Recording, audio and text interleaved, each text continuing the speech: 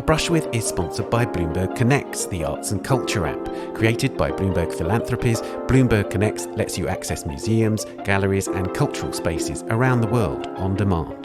Download the app to access digital guides and explore a variety of content.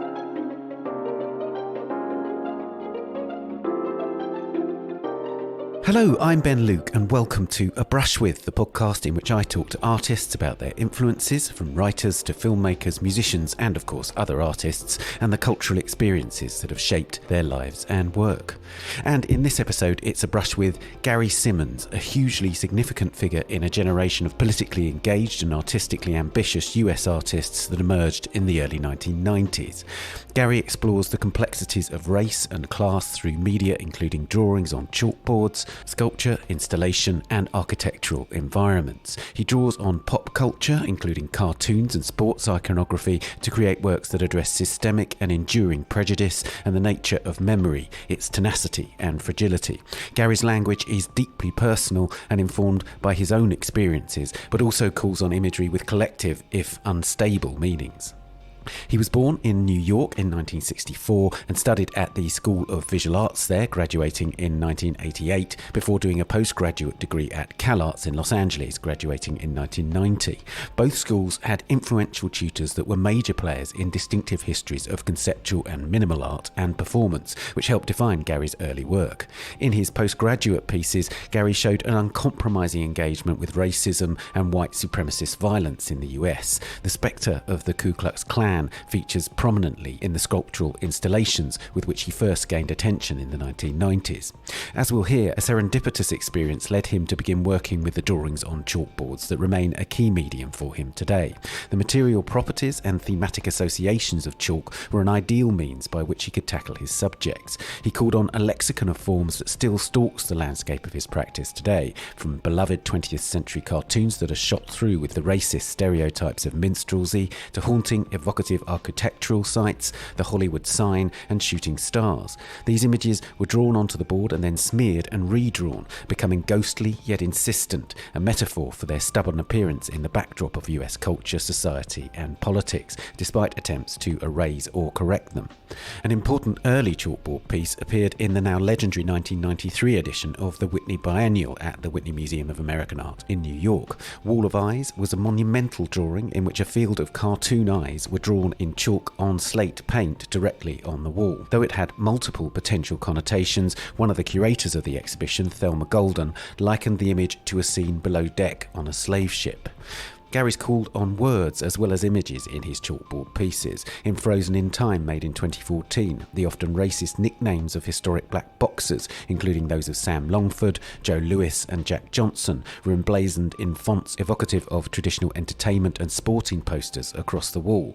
Boxing, with its complex relationship with race and class, has proved a touchstone in Gary's work. Likewise, the movies. Fade to Black from 2017 featured 5 vast wall drawings with the titles of silent films and the now largely unknown African-American actors who starred in them.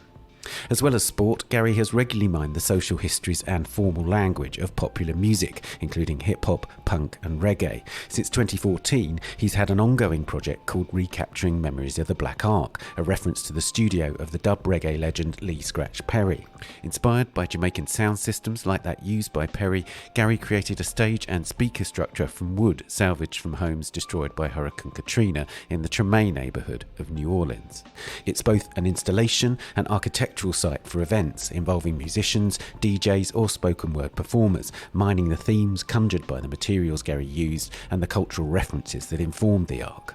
In recent years, partly because he's been preparing for a retrospective exhibition at the Museum of Contemporary Art in Chicago, Gary has reintroduced the racist cartoon characters that informed his early chalkboards, including in a dramatic series of paintings and in sculptures, among which are references to the crude stereotypes of black people in The Crows from Disney's film Dumbo. Gary's return to these characters is indicative of his unflinching gaze on racism in the United States and beyond. But engaging with ongoing prejudice in his homeland must also be painful. So I began our conversation by asking him, what draws him back?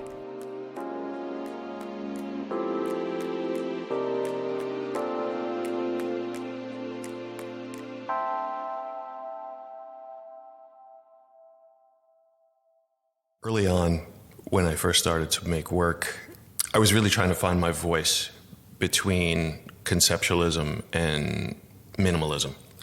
I was taught by a lot of folks that were very invested in both those kind of genres, and for me to find my own place, I needed to kind of latch onto something that felt personal, that felt local, that felt current.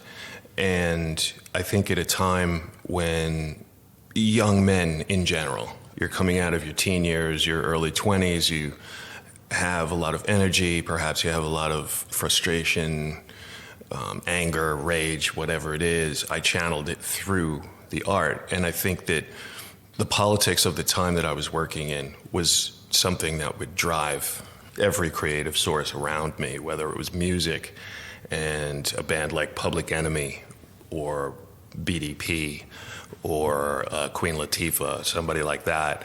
You know, I think that there were folks like that. I think there were writers. I think there were artists that expressed themselves politically through their work, and that was a very accessible source for me to draw from. What keeps it going is the fact that we continue to have to deal with the same issues over and over. I think if there's one thing I could probably say is it pains me to think that some of the issues, although it's central to the work, you know, in some cases nothing has changed. So I've produced a work that was 35 years ago, and that subject matter is still as relevant, if not more, than it is today. You talk then about that moment, and I'm really interested in that moment in the early 90s when you first started making work and showing. There was a community of artists who emerged at that same time, and there were seminal shows in which you were involved, like the Whitney Biennial in 1993 and so on. But there's also a tremendous resistance from a kind of structure that was the art world. Tell me about that, because you were making these important works, you were having important shows, but if you look now at the critics' response to the Whitney Biennial that year, it's unbelievable to read those words. Yeah. So tell me what it felt like as an artist. Some of them are quite almost funny. You know, now you look back and I had a few exchanges with some folks.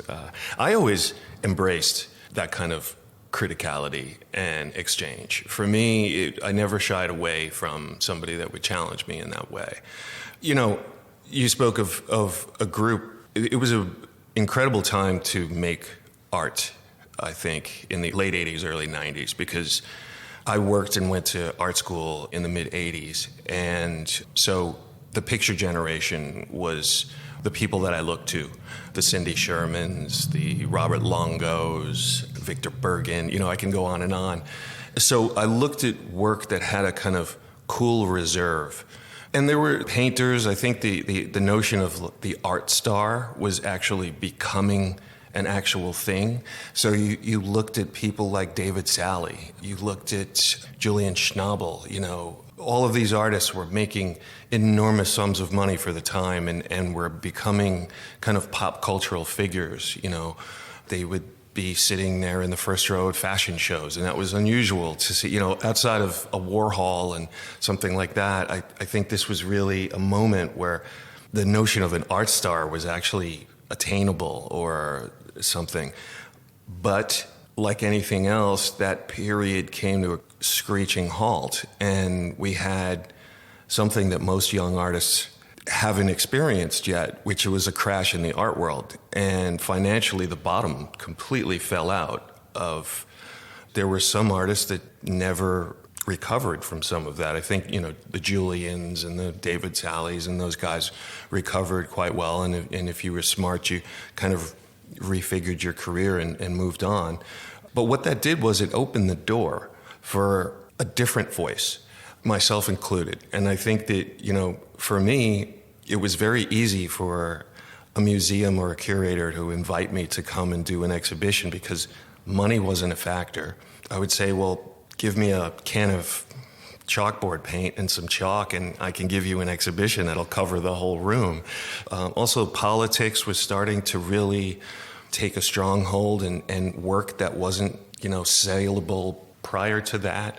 It was coming out of things like ACT UP and the AIDS epidemic and things like that. And, you know, that type of politic in the art world there was a lot of people that felt that these groups that were isolated or being targeted by political figures needed to be heard.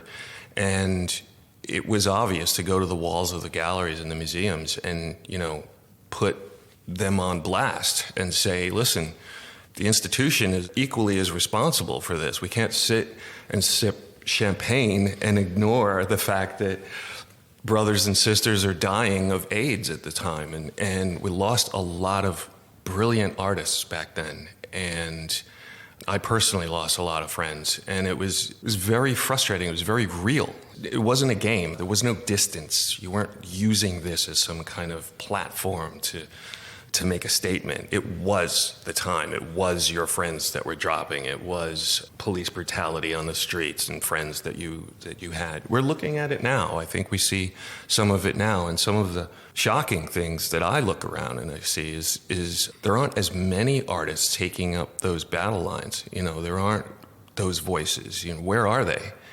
And it's fun to go to openings and art fairs and parties and things like that, but there's a lot going on in the world that's not being represented on the walls of museums. And, I think people like Nan Goldin are really putting her money where her mouth is and putting people on blast for some of the epidemics of, the opioids and things like that. And I think that's important. And she's a person that was from the 80s, and she knows what that's about. And she was central to the AIDS argument. So it's natural for her to make that step. And, I don't know Nan, but I'm very proud that she's out there doing that. I think that that's important work.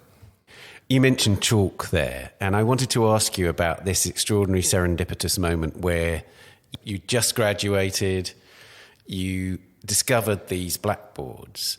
How much of an epiphany was it, or how much of it was a kind of slow burn that you thought, blackboards, chalk, this could be a medium? Some of it was even dumb luck. I think I was working in an old vocational school that was being renovated, and I was involved in the renovation. And the part of the building that I selected as my studio was where all these chalkboards were being stored. So to work on the wall to my right, I would have to move all the chalkboards to the left side of the room, and vice versa.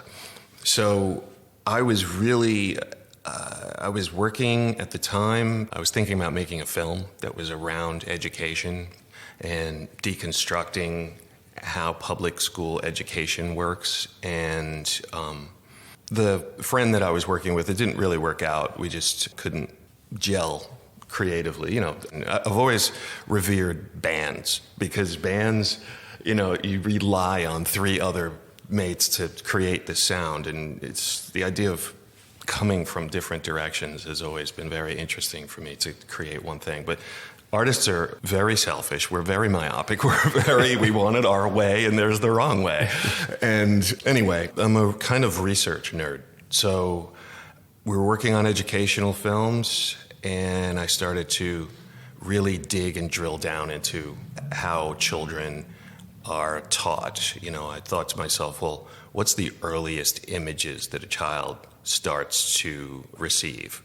And cartoons were the one that would come to me immediately as a memory. I could tell you from Saturday morning at 7 a.m. to Sunday evening at 7 a.m. before going to take my bath and going to sleep. Cartoons were a big player in those hours in between. And I was making some objects, some sculptures that were based on these chalkboards. And at a certain point, I marked one of the surfaces that I had recently painted, and it was pristine. And anybody that knows me knows that I love pristine surfaces, and I'm a neat freak and things like that. And so I got this mark on the surface, and I feverishly tried to erase it. And I realized, wow, I can't remove this white on black image, and this is interesting. I put water on it. It still, was there. So that stuck with me, and I just coupled this. I said, well, what would happen if I started to draw these kind of cartoon images from the past on this chalkboard surface and then attempt at erasing them. Because for me, it would be about the attempt at erasing a stereotype. And that's the beginning of the erasure drawings. It sort of happened right there, and here we are today. And in terms of how that process develops, do you know before you make the work how many times you need to erase to get the effect? Or is there a kind of immersion in the making that ultimately leads to the final image, if you like? Early on, I did a ton of drawings and sketches on bar napkins. I would sit in a bar waiting for a friend and sketch things out and try to figure out the direction of an erasure or how I can make a mark look a certain way. So I would get back to the studio and I would do smaller drawings of gestures and paintings. I did tons of drawings.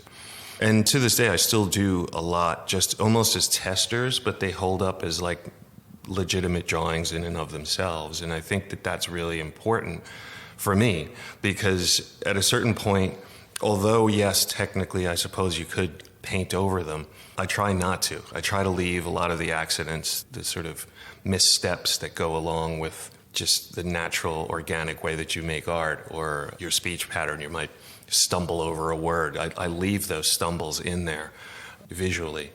And I think that's important for me. There's nothing fussy about the moment. And I think that there's an inherent violence to doing some of these at times. You know, I think that it's one of those things that depending on the image and depending on how I feel that day, I'll really do my best to try to erase and obliterate that image completely. And then another time I might enter the studio and it's this sort of almost loving, wispy massage of the surface. You know, it's a very, very different thing. I've always said that I could probably do the same image or painting 10 times and it'll have 10 different paintings or drawings. That's kind of the beauty of them. I think they're kind of markers or souvenirs to a performance that the viewer never really gets to see. And although it's about erasure and this kind of ghostly image passing over the canvas, it almost freezes that moment of performance in time. So I like that kind of dichotomy between those two places. And now you've moved on to paint and canvas. Yeah. Can you tell me about that shift? Because it seems to me that would be a very, very different kind of process. We've got one of the star paintings right next to us. Yeah. And erasing chalk versus erasing paint is a very different thing. Totally different. I mean, I struggled to try to find my voice early on in paint. It's not easy. I think my first go-to is object making. Object making and drawing is probably the most comfortable place that I historically have been. You know, I'm very conscious of history and who I'm referencing, and I think those things are important. I think that I don't ever try to hide what influenced or who influenced the way that I work. Maybe it's my athletic past that comes to the surface, and I think it's important for you to reference who influenced your performance on the field. So the art studio is the same thing. I think that finding that voice and studying other painters, some painters that have visually, somebody would look at something that I've done and not think about those people at all. You know, an Albert Ullin, you know, somebody like that is a massive influence for me. I love Albert's paintings. Jackie Windsor. Jackie Windsor is a huge influence. If you looked at one of my paintings, there's nowhere in that you could see Jackie Windsor's, you know, cube sculptures from the late 60s or Joel Shapiro or Adrian Piper. You know, like all of those giants are ghosts in my studio. And I think that it's important to maintain those for me, that there's a history and a lineage and a thing that you become a part of, this kind of fraternity that we do. You know, I'm always very thankful every time I open the door to the studio that I'm able to do what I do professionally. It's exciting. I mean, I get to travel, I get to meet a lot of different people, and to do something that you love to do so much that includes, you know, you're almost like your political views and things like that on a public stage is quite unusual. So it's not lost on me, and I really embrace that.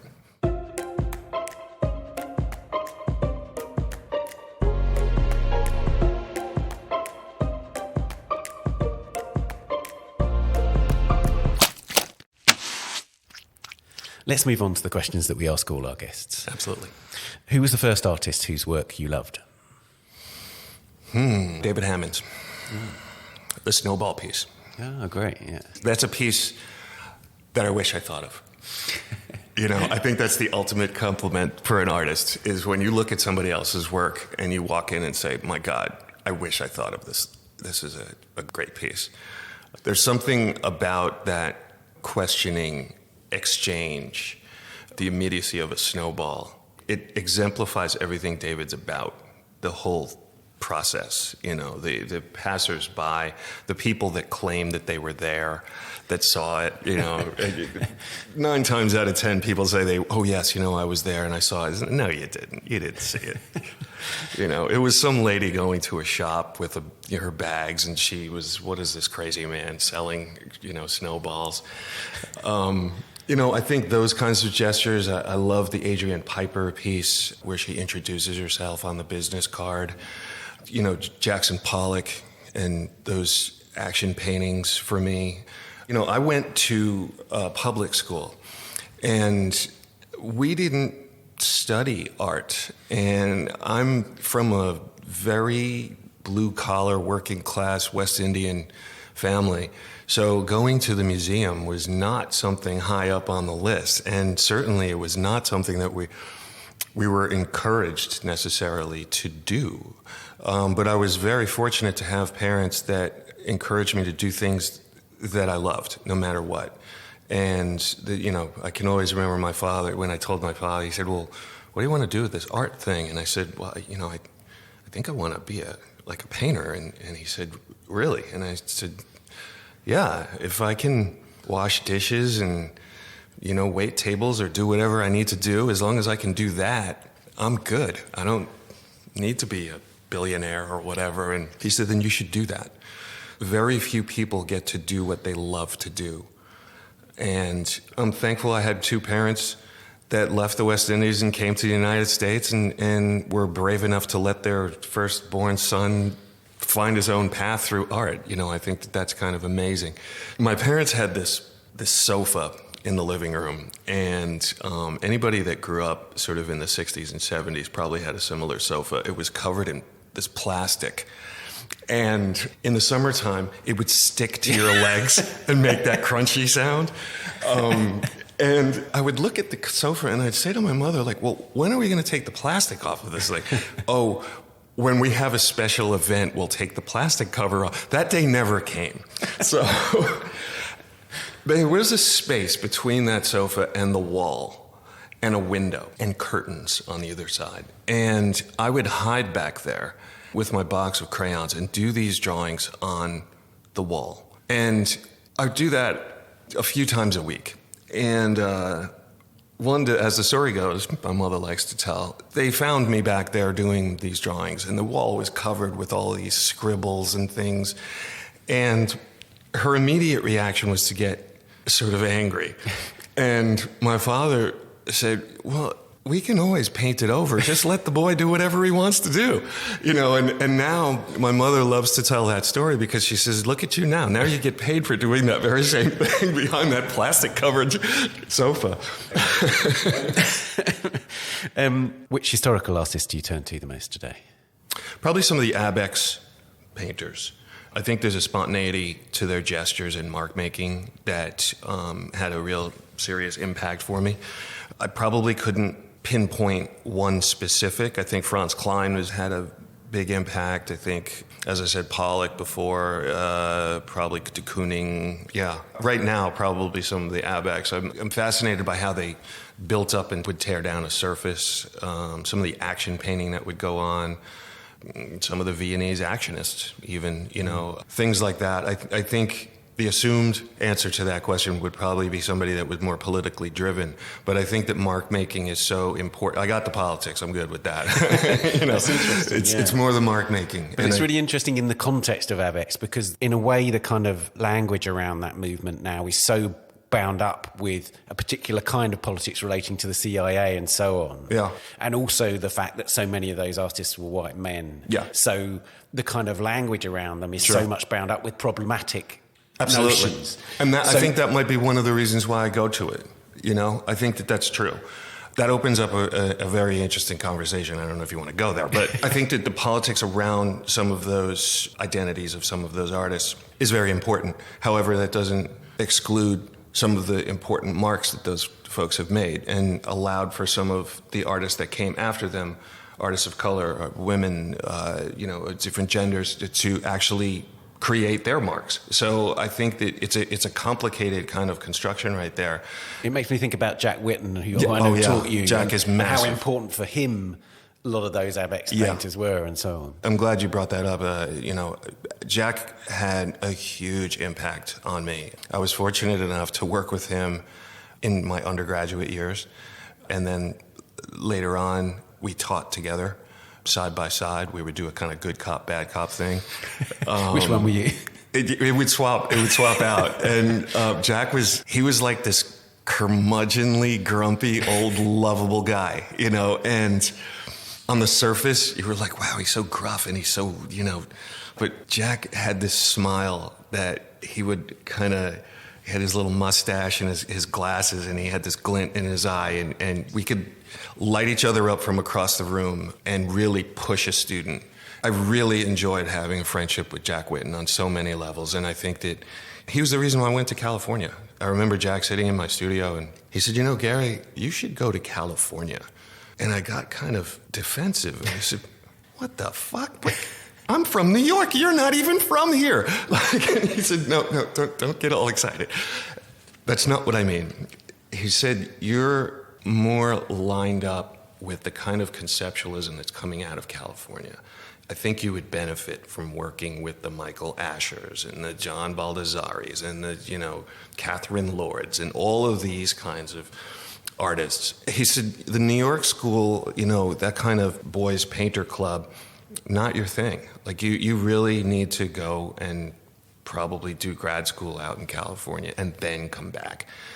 And he was spot on correct. Jack was an amazing person. And we talked at length about these artists that we're talking about now. Right. So, mark making and even politics. Jack wasn't necessarily a politically driven, he was like, I think you're making a mistake going down this path. It was an interesting friendship, one that I value deeply. That sounds so great. I'll ask about contemporary artists at this point. We've already talked about a few, but I want to return to Hammonds because I've just read an interview that you did with Arthur Jafer in which you talk about the importance of Hammonds. Yeah. And I think you really hit the nail on the head about the courage, if you like, about what he was doing, because you connect him to Jean-Michel Basquiat and the fact that Basquiat had been one of those art stars that you mentioned earlier. Absolutely. The only black art star really of that period. Yeah. And then Hammonds kind of emerges into lots of people's consciousness in the aftermath of Basquiat's death in a way. Right. But he doesn't play that game at all. He does the exact opposite. And that courage that he had just to say, okay, my work's going to stand as it is, it seems to me that is absolutely vital and an incredible moral example to all sorts of people. Yeah. David, there's an artist that has burned his own path forward. And you have to jump through a lot of hoops with David. I think that it's interesting because one of the best compliments I ever had was early on when I started making work. A lot of people compared me to David and mostly the way that he used lo-fi materials, things that are local, things that are familiar, things that have a kind of patina to them, the brown bags of chicken, the empty wine bottles, the tarps that he uses on the wall. And there's always like a very rich history that he has no problem picking up and using and discarding and things like that. Like art is a very malleable, flexible kind of thing. The materials that he uses conjure courage to use. So the way that he's conducted his career, the way that he approaches his art practice, I think is directly defined by courage.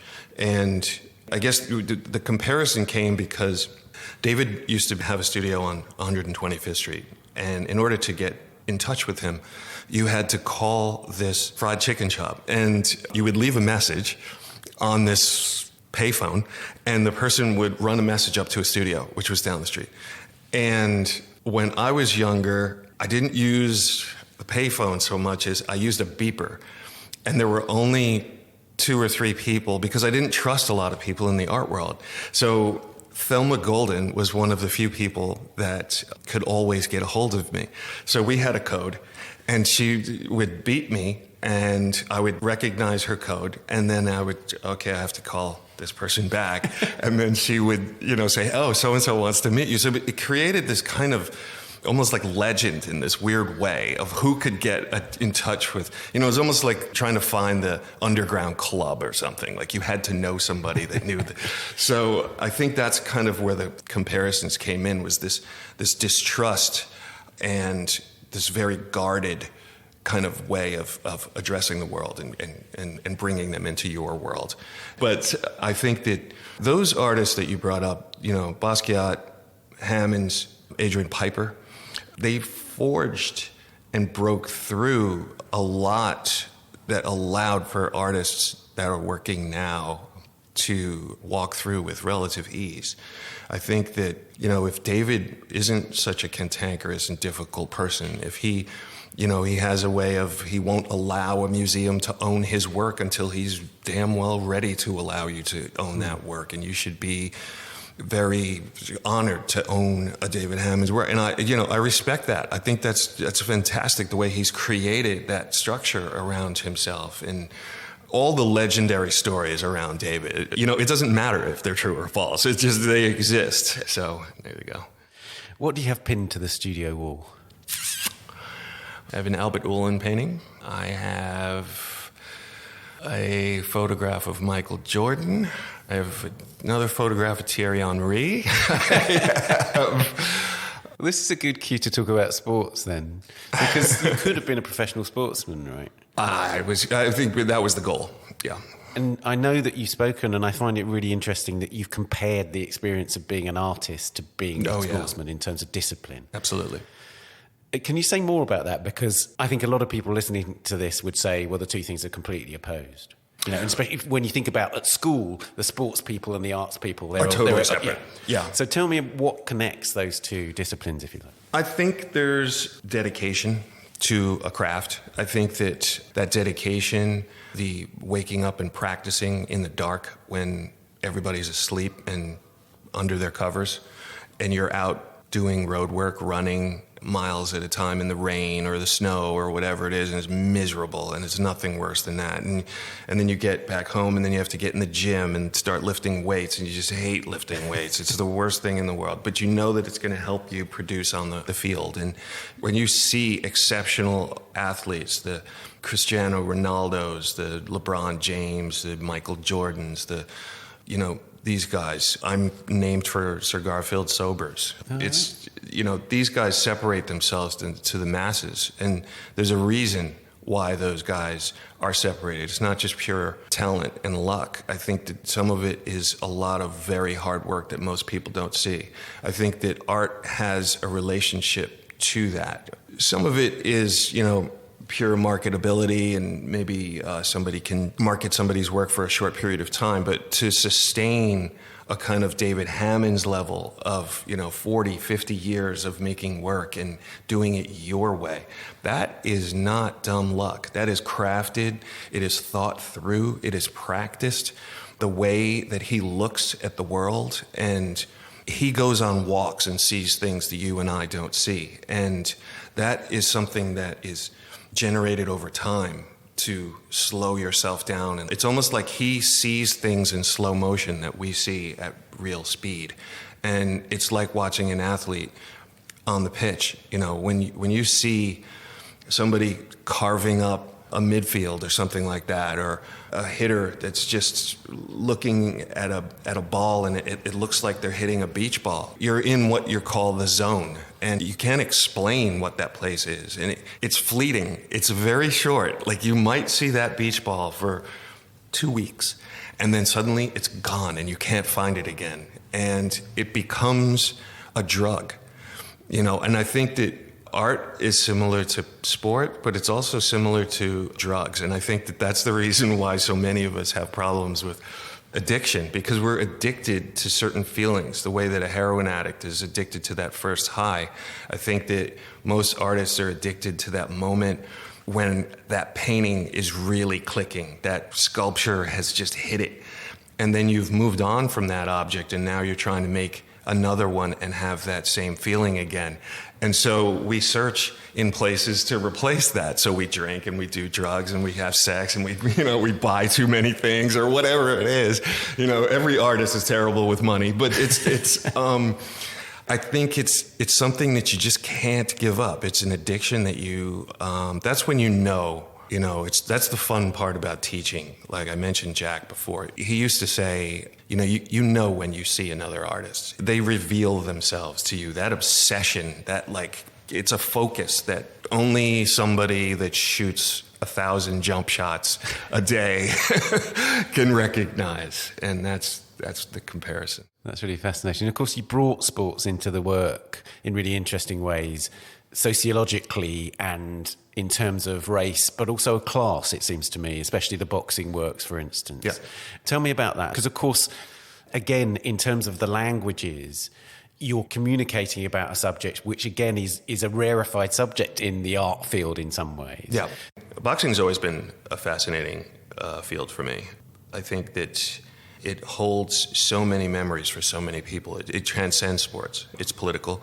You think about Jack Johnson, you think about Joe Louis and Max Schmeling. These were individuals that at a time where the boxers transcended the ring. They represented countries. They represented race issues.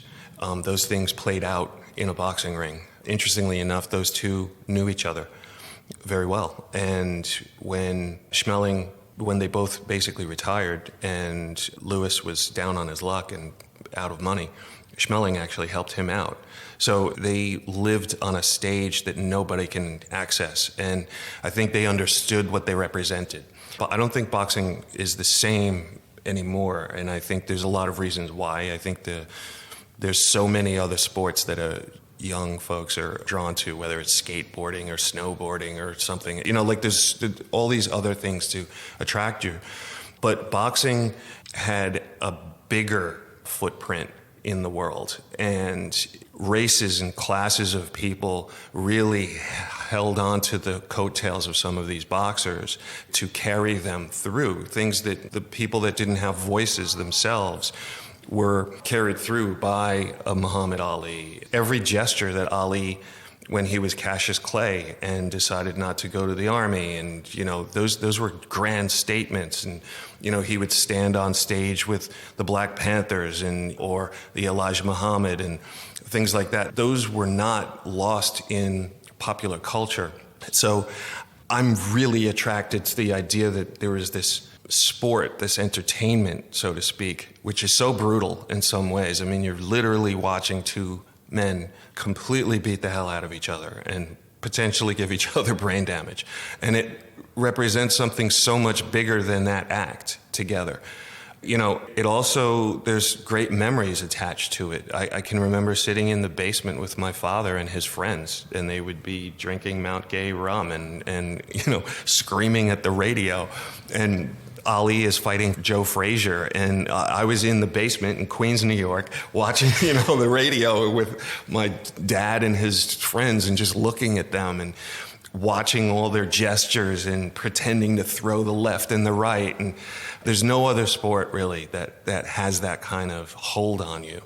It's sad that it's not like that anymore. There was a period of a lot of corruption and Sonny Liston throwing a fight. Did he throw the fight? Did he actually get hit?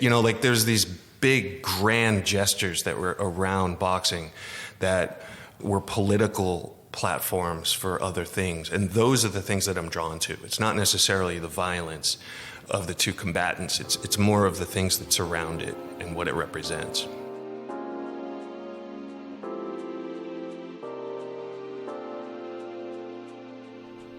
A Brush With is sponsored by Bloomberg Connects, the arts and culture app. The free app offers access to more than 200 cultural organisations through a single download, with new guides being added regularly. Among the most recent additions to the app are Abbott Hall, the now reopened gallery in Cumbria, Northern England, the Children's Museum of Manhattan, and Norman Foster at the Centre Pompidou, which focuses on the current exhibition of the architect's work. On Bloomberg Connects are various museums where Gary Simmons has exhibited, including the Studio Museum in Harlem, the Walker Art Centre in Minneapolis, and Somerset House in London. If you download the app, you'll find that the Somerset House Guide has a section of sound stories evoking the rich history of the architecture, people, and events that have defined this celebrated cultural space. There's also a section dedicated to the London Design Biennale taking place at Somerset House until the 25th of June. To explore digital guides to all the partnering institutions, download the app today. It's available from the App Store and Google Play, and you can keep up to date by following Bloomberg Connects on Facebook, Twitter, and Instagram.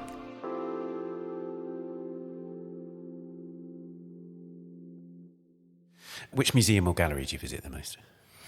I enjoy a lot of galleries. I think while I'm here in London, I just saw the Isaac Julian exhibition at the Tate Britain, which is fantastic. You know, I've known Isaac for so long, and it was interesting to look at his timeline and where I fit in on the timeline. you almost place yourself there. It's like, oh yeah, that's where I'm at.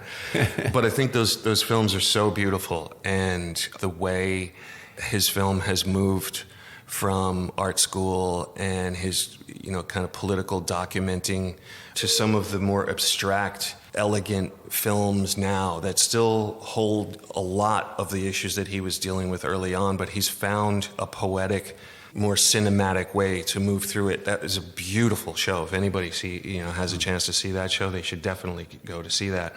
I go to a lot of museum shows when I can. Back in the States, probably ordinarily, I would say the Whitney Museum that's from living in New York, but since I'm currently living in Los Angeles, probably MoCA is the number one.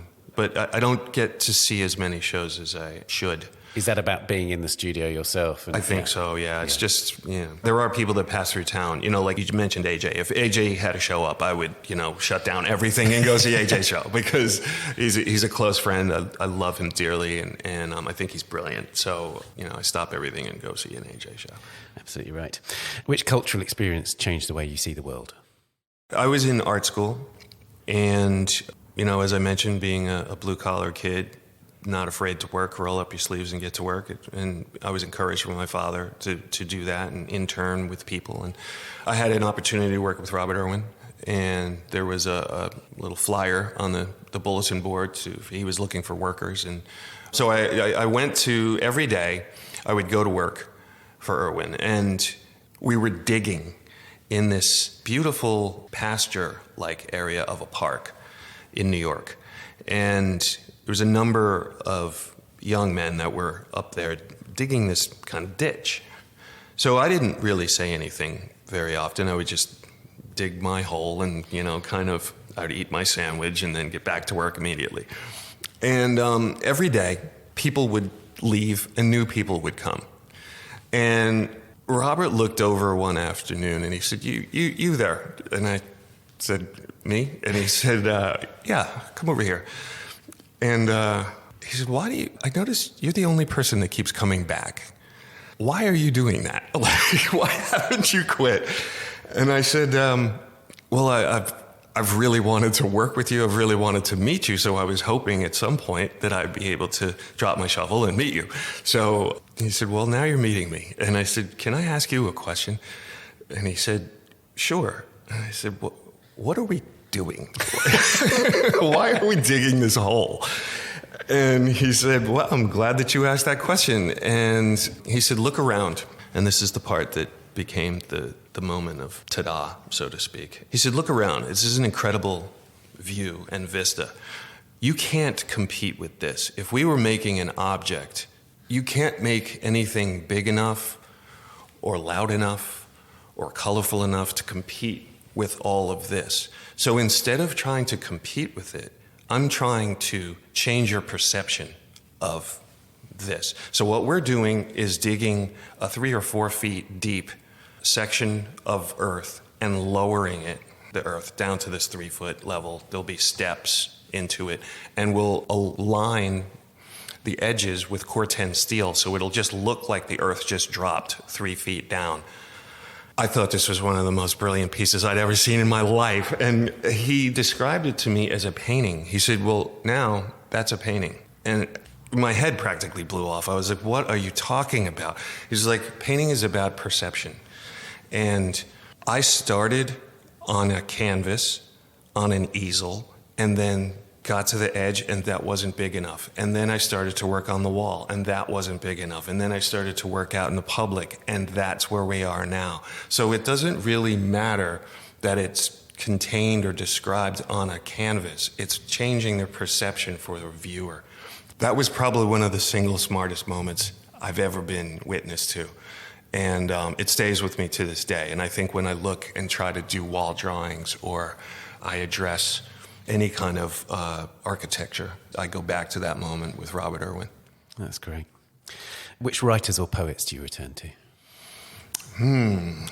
I'll read anything from Jose Saramago. I think he did a book called Blindness. That was amazing. It was about perception, and there was a film that followed, which wasn't quite as good as the book. Rarely is it ever. I think a lot of texts when I was a student, Hal Foster had a huge influence on me. I was fortunate enough to become friends with Hal later on. And so, I even go back and read some of those, like Recodings. I recently reread Recodings, which was about, 80s theory. And it's great. It's a brilliant piece, and I think that's timeless. There's a lot of sort of theorists and things like that I'll pick up and put down. In the piece that's called Recapturing Memories of the Black Ark, there are black stars on that stage. It's a stage on which performances happen. Mm-hmm.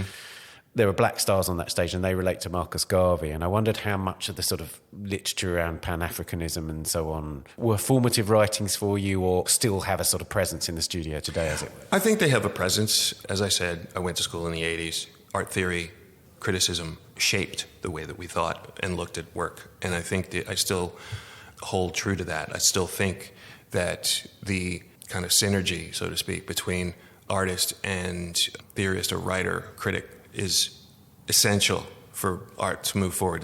They can't move without each other. So I think that it has an effect, but I wouldn't say it's didactic kind of reference. It's not like a 1 = 2 kind of thing. I think that there's influence and it carries through. I think that things like Garvey and what he represents to the West Indies and back to Africa and things like that, those are references. Tough to say if I would say it's directly about that. I generally don't do that with work. I try to stay away from that because it can drift into a kind of preachy kind of thing. And I learned early on that you have to create sort of avenues for people to enter your work at their own pace, at their own time, and feel comfortable to move around in it. And if I restrict or put boundaries in, those kinds of guardrails will become combative, and I don't want the work to function like that. Some of the issues around the Ark and why it's so important to me is that some of it was a test for myself. As I said early on, artists have trouble playing in the sandbox with other artists, and we like the sandbox all to ourselves. And I think it was really important for me to open up and provide this space that other artists can do what they do on this object that I provided. And I think that that's where the heat is of that piece. I think that I made this piece it's a Jamaican sound system, which if anybody's familiar with how those sound systems work and the idea of the chat and the references that is and how important that is to community, it's this central place that everybody from all walks of the community come to. It's the heartbeat of that block party. The person on the mic that controls the room or all the energy is really dictating how that party or that event or whatever is going to take place. And so it's important on the Ark that it's not programmed by me. I don't lead the path to it. I literally give it over to the place that's going to show it, the museum, the venue, the curator, whatever, and they book it. And hopefully they choose an interesting set of artists that work, whether they're spoken word or poets or steel band or punk rock bands or whatever they are, they're allowed to move around in their own terms. They can take the stack apart, they can, rearrange them, they can, as long as they use them, it's yours for a period of time, and then it moves on, and it gets recorded, and that becomes an archive. And the archive, we now have probably over 30 hours of archive time, and it's fantastic. I have dub dance hall performers, I have my daughter doing spoken word, I have lesbian punk bands in San Francisco, I have Ghost Poet from right here in London. It's an amazing group of people that I never could have imagined when I first made the piece, and it really did open up this exchange between what I created and having other people do their thing, and the viewer gets to enjoy not only the performer, but that experience with the Black Ark. So it has that patina to it. And interestingly enough, a curator recently said, hey, would you ever make an exhibition copy? And I said, why would I ever do something like that? You would lose all of the patina of that. When so-and-so blew out one of the heads and we had to replace that, or it dropped off the top at Desert X, I would lose all of that. It would be some crude copy of what was there. So, I've had some great experiences working with some fantastic people. Neville Wakefield is somebody that really booked the Ark and knocked the ball out of the park on that one. It was, there was some pretty amazing people who've gotten their hands on the Ark, so.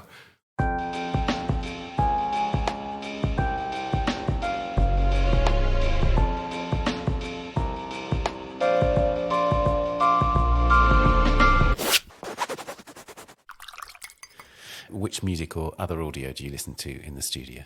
Oh, wow. That's a hard question to answer because music is the first thing I do sometimes even before the lights go on. It sets the tone for everything. I could walk in the studio and listen to Shabba Ranks, and that kind of leads the charge for the day. Or I could do Jimmy Cliff, or it could be Patsy Cline. It could be Johnny Cash. I love Johnny Cash. Which people come in the studio and they hear me listening to Folsom Prison and they're like, what are you doing? And Johnny Cash is an amazing figure and great singer. It could be Miles Davis. It depends on the day. It varies. Etta James, it depends on also what we're doing. So if I'm painting, it's probably something with a lot of energy, probably hip hop. Probably I listen to a lot of Jay-Z, I listen to a lot of Nas, a lot of New York rap music. I listen to a lot of 80s punk rock. In an hour, I could listen to The Stranglers and then listen to Donna Summers. I can then go from Donna Summers and go to like the Rolling Stones. It's one of those where, I'm always on speed dial. And from the time I was very young, I loved listening to music. I loved everything about it. I loved going to the party and watching who was, playing the records. And that's who I was drawn to at the party. I'm really interested in the way that you've connected music to your practice. So not just the music itself, but the kind of attitudes and also the forms. So you've connected DJing to the way that you work, and also the kind of attitude or energy of hip hop. Again, and to talk about moral examples, about kind of an example of how to work. Yeah. So it's not just the sound, it's the whole culture. It's the whole culture. Yeah. If I had to pick 3 genres of music, it would be dub music, 70s and 80s punk rock music, and hip hop. And I think that they occupy a common space, and that would be politics. I think that rock and roll since the beginning of time has always been born out of teenage angst, teenage fury and rage and things like that, and it comes out in that. But I think that when it became a political flashpoint, you're talking that probably the one that sets everything in motion would be dub music. And everything sort of comes back to that. And that's the importance of the Ark, is that it does represent that. It brings that with it. You don't get hip-hop MCs without dub music. Absolutely not. I mean, I think that Kool Herc went back to Jamaica, literally, and saw somebody chatting on the mic in a dance hall and brought that back to New York. And that was the birth of hip-hop music, was taking 2 turntables and putting them together. But that act of a punk band in the garage, or, I think of music from even something like the skinhead culture, having its own political platform, that there's music that drives that. Now, I'm not associating with skinhead culture in that way, but it's an interesting fact of how a political movement, right or wrong, has these undercurrents of music. It comes out through the music, the voices, the political voices, right, left, center, come out through the music. And so you look at bands like The Clash, or you look at something like the Sex Pistols, or Black Flag in America, or Minor Threat, like bands like that had a political agenda that they were getting out there, and it fueled the youth. And you'll often hear the kids say that those guys spoke to me. They say what we're trying to say, and we're not being heard. And so those are, for me, the way that the music operates. And I think that when I say visual DJing, that kind of comes out of some of that. I think that the idea of visual DJing is about reference. And a good DJ will have the Jackson 5 on one turntable, and by the time the crowd has recognized what that sample is, that DJ is on to 2 or 3 other discs that are also kind of obscure but familiar, and there's this moment where you're like, wait a second, hang on, I know what that is. And then that second that you take to identify that, he or she is onto something else. And so they're putting together this narrative for you that you're not really picking up on. And later on, you might be like, oh, wow, I didn't realize I was getting steered down this road. So I try to do the same thing in the studio. There's bits and pieces. You might be looking at an object or an image that you think you know where it came from, but actually it's a composite of a lot of different things. So it looks like a roller coaster, and you'll say, oh, I know that roller coaster. And it's like, do you really know that roller coaster? Because it's not real. It's made up of 2 or 3 different roller coasters. And that's intentional, so that there's the moment where you feel like you recognize it, and then there's something that this is off. And the fact that it's blurring. And the fact that it's blurring, yeah. And you have to fill in those gaps. For me, that's the strength of the work, is that it hovers between an abstraction and representation, and it needs to stay there or move about in there. I want to talk about film, because I think you said that film is at the core of a lot of the first research impulse, basically, and that much of your work begins with film. Yeah. Is that a really studied approach, or is it just literally watching a film and a spark of inspiration happens? It's that swings both ways. I think that if I come up with an idea, film's the first place that I go to. I'll say, is there a film that talks about that or references that? Or because I think that one of the fascinating things about film is that you're able to tell a narrative or a story, even a fractured narrative, which is even more interesting, through a visual translation for an audience. You're right. So you sort of draw them in to this emotional place, and you're able to move your viewer around through this. And I think historically, as the moving image, film from its earliest stages has a lot of political reference points, from Birth of a Nation to straight through to any recent film. I was on the airplane and I watched The Whale, which is an amazing film from Darren Aronofsky that took me by surprise. Like, I didn't think that I would get that engaged with the film, and you're on this emotional, roller coaster in the film. It's incredibly sad. It's also incredibly beautiful at the same time, and I love that about constructing a film. It's something that a lot of other things that we do can't do. That said, I'm very pleased to be working in paint, because I think that, there's something that's really great about going into an art show and slowing people down for a brief period of time. Whether it's 7 seconds in front of a painting or 20 minutes, it doesn't matter. I think that if you can enter a gallery and slow somebody's pace down, the world's moving so fast, like just getting here today, this morning, you're passing by so many cars and people, and everybody's trying to get to someplace, and everybody's on a cell phone, or they're texting, or they're social mediaing to somebody. There's all this speed out there to get to where are you going? And so if you get into a place that's sort of relatively quiet and forces you to rethink some of your experiences from the past, or where things are going in the future, I think that's successful. So film is the first place that I go to as a research point to see if there's a historical reference, or I look for it if there's some kind of visual thing that I can draw from that will allude to that issue, question, thing that I'm interested in. You've mentioned about music being the first thing you do in the day, but is there a particular discipline in your daily working life that you see as an essential ritual? My day is so kind of mapped out. It's some days I'm sort of like, well, I can't believe this. This is like that movie Groundhog Day. Like, I'm doing exactly the same thing I did yesterday. It's like the sports analogy again. It is like the sports analogy. I think I need to start the day in a relaxing place. I'm not one of those painters that, religiously paints every day. I get to the studio and I put on my apron and work from 9:15 to 4:30. I'm not that guy. I go in.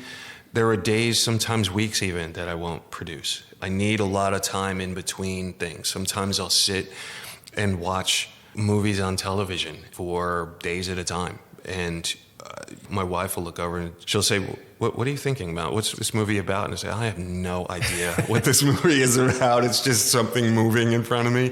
But I'm thinking about other things. That's one of the things I love about being on a plane, to finally get back on an airplane.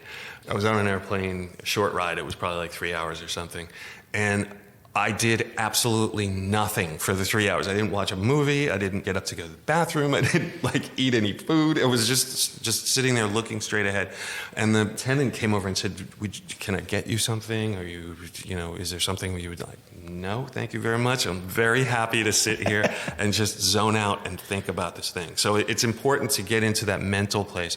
And then once I get there, then it's like rabid. I get in and I have to produce the lifting weights in the gym and the thing, and it becomes very regimented. And I get up, same time, eat the same thing. Last week I was in Chicago. I was installing a museum show, and I think I was there for 5 or 6 days. I probably ate the same dinner every single night in the hotel room. And my wife said, well, maybe it's just a ritual that you're getting into. Maybe it's good for you that you get in that place and you know what you're doing. You don't have to think about it. It's not a bad meal. You know exactly what it's going to taste like, and you like it. So why not just roll with it? And so, yeah, I did. I ate cheeseburgers for 5 days. That's great. If you could live with just one work of art, what would it be? Just one, huh? Gerhard Richter's Candle. Oh, nice. Wow. Gerhard Richter's Candle. I think that's one of the most beautiful paintings. It's so beautiful, and I love the way that it's painted. I love everything that it conjures. It's one of those paintings that you have a different feel every time you look at it. You can think about being alone in the dark with just this little flickering light. You can think about all the other associations, from birthdays and brownouts and things like that, and then there's other things like the search for light and all those other kind of associations. But at the end of the day, I think it's just a stunningly beautiful painting, and I can never get sick of looking at that. So I think that's probably one of them. But there are many, many paintings, actually. My immediate response to that question would be the Richter. That's a good choice. Lastly, what's art for? Wow, you leave the toughest question for the end. What is art for? Art is for defining or attempting to define those things that we can't describe. Those feelings, emotions, political moments, those private moments, those mental struggles, those sexual attractions, those abstract spaces. It occupies that space. It's that thing you can't describe. It's almost like the pauses between words in sentences, where a writer can write a narrative. Art exists in between those words.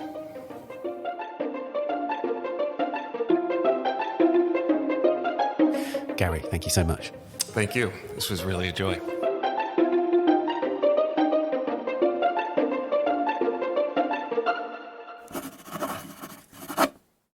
Gary Simmons' Public Enemy is at the Museum of Contemporary Art Chicago from the 13th of June to the 1st of October. Then it's at the Perez Art Museum Miami from the 5th of December until the 24th of April 2024.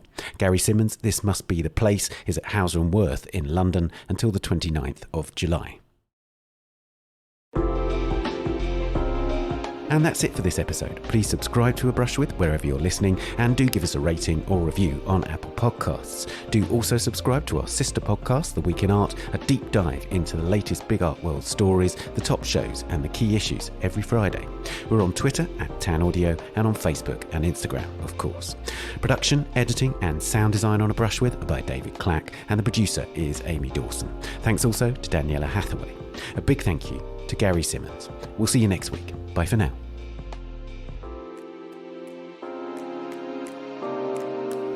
A Brush With is sponsored by Bloomberg Connects. Download Bloomberg Connects today and discover cultural institutions on demand.